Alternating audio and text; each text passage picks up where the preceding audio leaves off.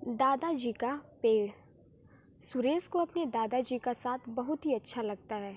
सुरेश के माता पिता दोनों ही उसके साथ रहते हैं, पर भी सुरेश को हमेशा दादाजी के साथ रहना ज़्यादा पसंद है। वह अपने दादा के साथ खेलता है और उन्हीं के साथ खाना खाता है। अपने दादाजी के साथ सुरेश गांव में भी घूमता रहता है और दादाजी भी उसके लिए रोज़ कोई ना कोई मीठा फल ज़रूर लेकर आते हैं। उन फलों को देखकर सुरेश खुश हो जाता और बड़े ही मज़े से खाता। दादाजी भी कभी भूलकर भी अपने पोते को नहीं डांटते। एक दिन सुरेश ने पूछा कि दादाजी, अगर हम सभी फलों को पेड़ अपने घर के आंगन में ही लगा लें तो कितना अच्छा होगा। हम रोज़ रोज़ सभी फल तोड़कर खाते। इस पर दादाजी ने कहा कि देखो, आज हम आम का पेड़ अपने आंगन में लगा देंगे और तुम्हें भी इस बात का ध्यान रखना होगा कि तुम हर रोज़ उस पेड़ में पानी देना होगा और तुम्हें इस पेड़ का ख्याल रखना होगा। हाँ दादाजी, मैं इस पेड़ का ख्याल रखूँगा।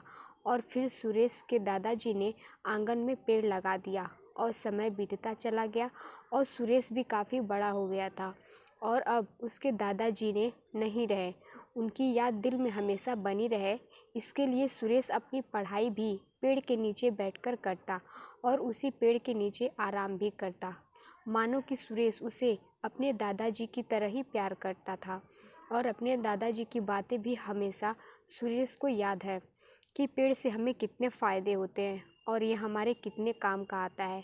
एक दिन पेड़ पर फल आए और गली के बच्चों ने आम तोड़ने के लिए पत्थरों का प्रयोग कर दिया।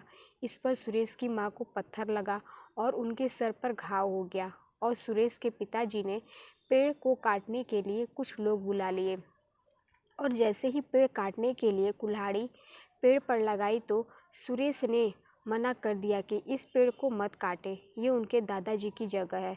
जब दादाजी ने पेड़ लगाया था तो कहा था कि इस पेड़ का हमेशा ध्यान रखना और कभी इस पेड़ को नुकसान न होने पाए।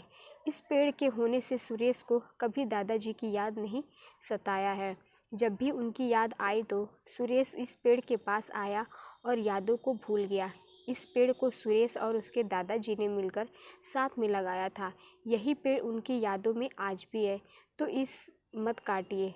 पर सुरेश के पिताजी ने कहा कि इस पेड़ से देखो हमें कितना नुकसान हुआ है और गली के बच्चे भी पत्थर फेंकते हैं जिससे हमें हानि हो सकती है, इसे कट जाना ही चाहिए, तुम सामने से हट जाओ। इस पर सुरेश ने कहा कि यह पेड़ हमारे लिए बहुत काम आता है, इससे बहुत सी वस्तु भी बनती है और इसकी पत्तियां भी हमारे काम आती है और सबसे बड़ा फ़ायदा यह है कि दादाजी हमारे साथ हैं। सुरेश की बातों को सुनकर उसकी माँ ने भी पेड़ काटने से मना कर दिया और फिर सुरेश के पिताजी ने भी मान गए। सुरेश के पिताजी ने भी अपनी गलती मानी कि हम लोग कितना गलत करते हैं। पेड़ हमारे लिए बहुत ही उपयोगी हैं और हमारे साथ तुम्हारे दादाजी का भी आशीर्वाद हमेशा रहेगा। इतना सुनकर सुरेश की आंखों में भी आंसू आ गए थे और प्यार भरे शब्द निकले, मेरे दादाजी आप हमेशा मेरे साथ रहना।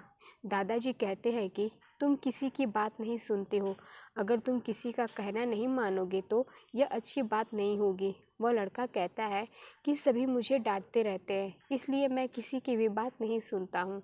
दादाजी कहते हैं तुम्हें मेरे साथ टहलने के लिए जाना होगा, शायद मैं तुम्हें अच्छी तरह से समझा सकता हूँ। उसके बाद वह लड़का और दादाजी घूमने के लिए चले जाते हैं। जब दादाजी एक पार्क में पहुंचते हैं तो उस लड़के को कहते हैं कि अब तुम्हें खेलना शुरू कर देना चाहिए क्योंकि हम यहाँ पर खेलने के लिए ही तो आए हैं। लड़का कहता है कि आपने तो कहा था कि हम घूमने आए हैं।